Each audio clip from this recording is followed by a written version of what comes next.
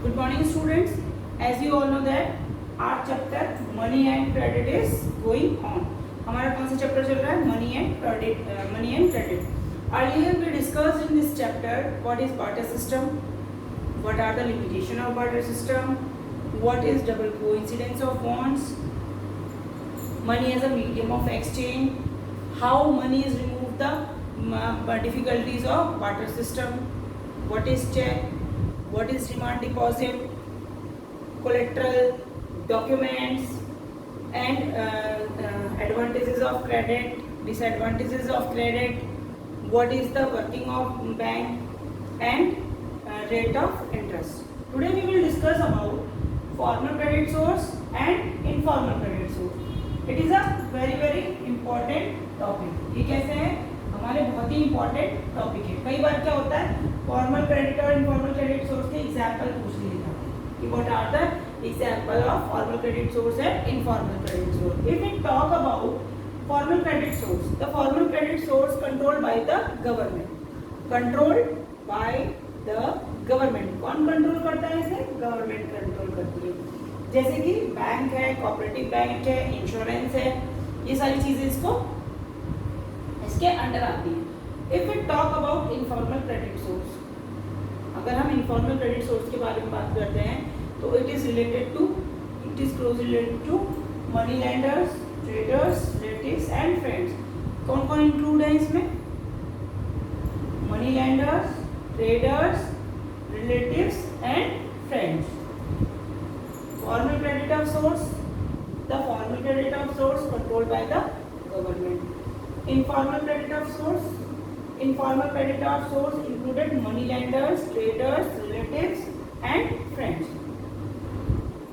If we talk about cooperative and commercial bank, अगर जैसे कि आपको याद होगा, हमने एग्रीकल्चर चैप्टर में आपको बताया था कि 1980s में और 1990s में गवर्नमेंट ने कमर्शियल और कोऑपरेटिव बैंक्स को सेटअप किया था. क्यों? ताकि इजीली जो पुअर हाउस होल्ड्स हैं उनको लोन अवेलेबल हो पाए, ताकि वो अपनी प्रोडक्टिविटी को इंक्रीज कर पाए. सेकंड हमारा आता है professional and agriculture money lenders. क्या है? Professional and agriculture money lender. Still they are major source for rural credit. अभी भी क्या है? ये मेजर सोर्स है क्रेडिट के लिए पुअर हाउस होल्ड जिसको अडेप्ट करते हैं. यानी कि poor house hold still depending on professional agriculture money lenders for credit. 18%, इतना how much? 18% poor still depending on them for credit. जो 18% पुअर है वो अभी भी किसके ऊपर डिपेंड है क्रेडिट के लिए? Professional and agriculture money lenders के पास. They charge high rate of interest and provide loan without any collateral. ये जो एक इसमें पॉइंट आता है, provide loan without any collateral, यही एक इसकी जो सबसे बड़ी इंपॉर्टेंस है वो ये है कि विलेजर्स को अभी भी इसके ऊपर डिपेंडेंट है क्रेडिट के लिए. क्योंकि भले ही ये high rate of interest charge करता हो, लेकिन ये क्या करता है? लोन प्रोवाइड करता है विदाउट कोलेटरल, जिसमें कोलेटरल की कोई भी जरूरत नहीं होती है. If we talk about government and other formal sources, जो हमारा अगला पॉइंट है वो क्या है? Government and other formal sources. Government provide Kisan credit card. Government क्या प्रोवाइड करा रही है? किसान क्रेडिट कार्ड. क्यों? ताकि जो फार्मर्स हैं वो इजीली परचेज कर सके. क्या परचेज कर सके? टूल्स को परचेज कर सके, मशीनरीज को परचेज कर सके. क्यों परचेज कर सके? ताकि वो इनहेंस कर सके the productivity of their product. अपने प्रोडक्ट की प्रोडक्टिविटी को वो बढ़ा सके.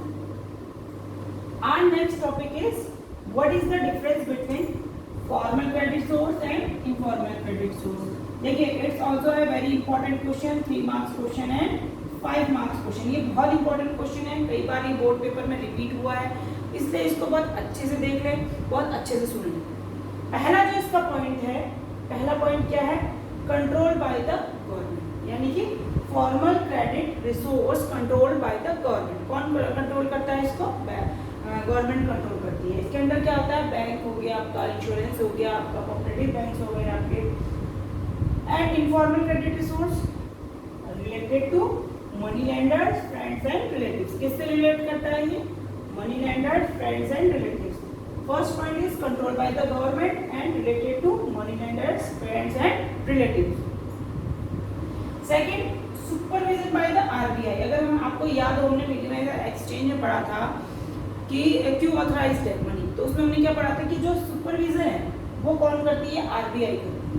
बैंक्स जितने भी हैं उनको कौन सुपरवाइज करती है, हमारी आरबीआई। तो supervision by formal credit resource supervision by RBI and there is a no supervision.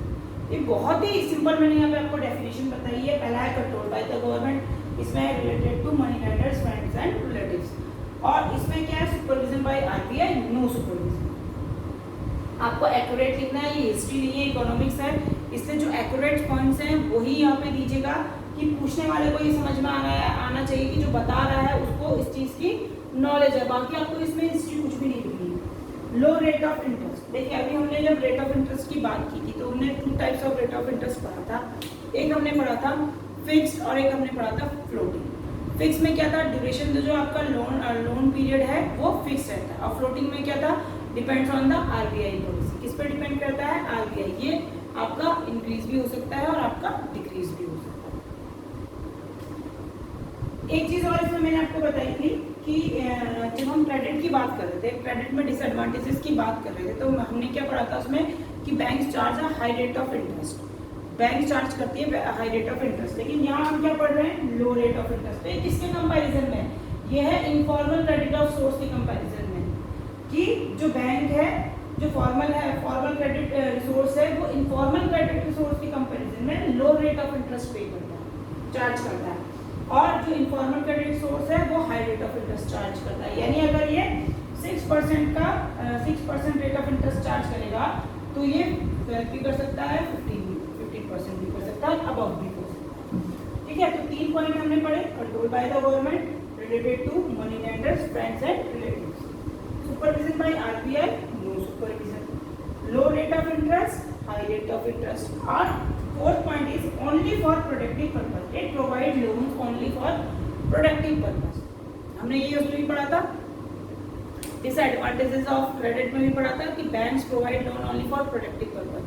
तो इसकी जो एक एडवांटेज है या इसकी जो एक कैरेक्टरिस्टिक्स है वो क्या है, only for productive purpose। Informal credit source provided loan both productive and non productive purpose। ये सिर्फ प्रोडक्टिव पर्पस के लिए आपको लोन प्रोवाइड कराएगा, और ये प्रोडक्टिव और नॉन प्रोडक्टिव दोनों पर्पसेस के लिए।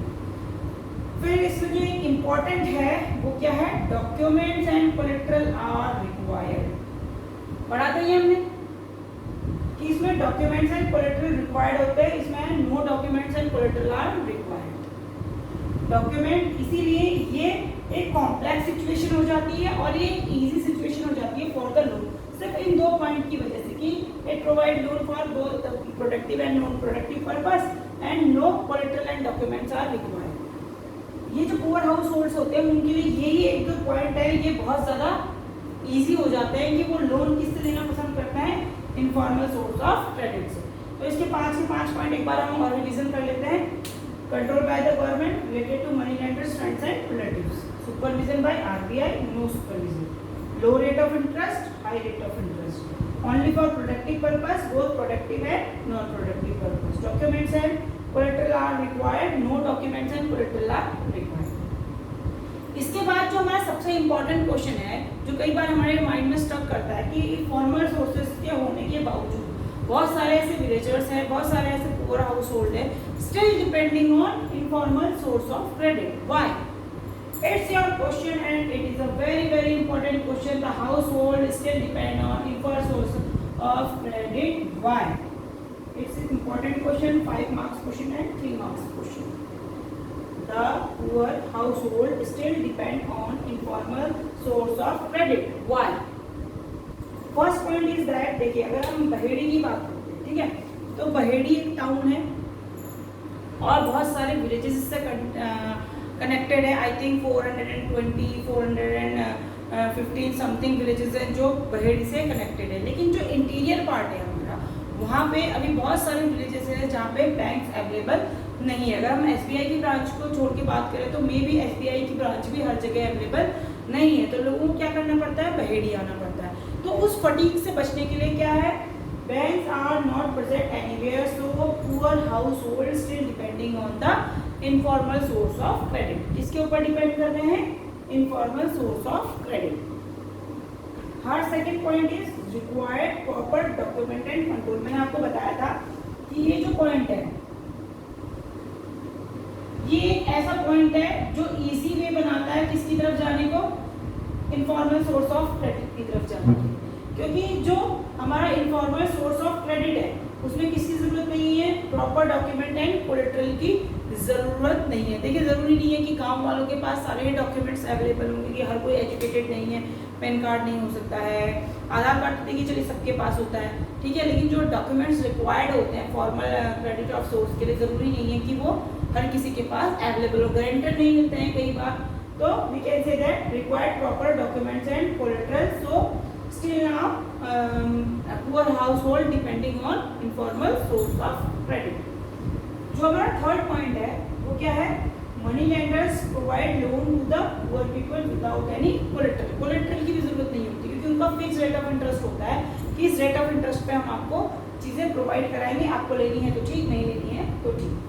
तो money lender provide loan to the poor people without any collateral. जो हमारा नेक्स्ट पॉइंट है वो क्या है? It provide loan. जो बहुत इंपॉर्टेंट, मैंने आपको यहाँ पे भी बताया था कि ये जो पॉइंट है ये वाला पॉइंट और क्या कहते हैं नो कोलेटरल, ये वाला पॉइंट जो है लोगों को किसकी तरफ अट्रैक्ट करता है? इनफॉर्मल क्रेडिट ऑफ सोर्स की तरफ अट्रैक्ट करता है. It provide loan for productive and non productive purpose. मान लीजिए किसी को अपने डॉटर की शादी करनी है या किसी को कोई कुछ भी काम है, अपना पर्सनल कुछ भी काम है, रेनोवेट ही कराना है अपना घर, तो वो किस में आता है? हमारा नॉन प्रोडक्टिव पर्पस में आता है, ठीक है, जिसमें हमारा कुछ जाता है लेकिन वापस नहीं आता. तो जो लोन जो फॉर्मल क्रेडिट ऑफ सोर्स है वो सिर्फ प्रोडक्टिव पर्पस के लिए अवेलेबल होता है, लेकिन जो इनफॉर्मल क्रेडिट ऑफ सोर्स है वो productive as well as non productive purpose के लिए अवेलेबल होता है. So we can say that still poor household depending on informal. ये भी एक रीजन है, ये भी एक कैरेक्टरिस्टिक्स है. लास्ट जो पॉइंट है, it is a very simple way of business. We can say that बहुत कॉम्प्लिकेटेड बना देती हैं चीज़ें जब कोलेटरल और डॉक्यूमेंट्स की रिक्वायरमेंट होती है, जब एक गारंटर की रिक्वायरमेंट होती है, जब मॉर्गेज पे रखने के लिए किसी चीज़ की रिक्वायरमेंट होती है. तो यहाँ पे जो स्टेप्स हैं ये बहुत ही सिंपल है. डॉक्यूमेंट्स की जरूरत नहीं है, कोलेटरल की जरूरत नहीं है, प्रोडक्टिव और नॉन प्रोडक्टिव दोनों पर्पसेस के लिए लोन मिल रहा है. तो ऑब्वियस है कि जो पुअर हाउस होल्ड है उनको ये सारी चीज़ें सिंपल लगती हैं. सिंपल लगने की वजह से ही जो हमारा पुअर हाउस होल्ड है वो डिपेंड है किसके ऊपर? इनफॉर्मल सोर्स ऑफ क्रेडिट के ऊपर. एक बार और पॉइंट को रिवाइज करा देते हैं. Banks are not present everywhere, so poor household still depending on informal source of credit. Required proper documents and collateral.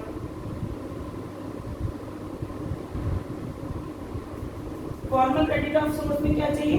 Proper documents and collateral चाहिए.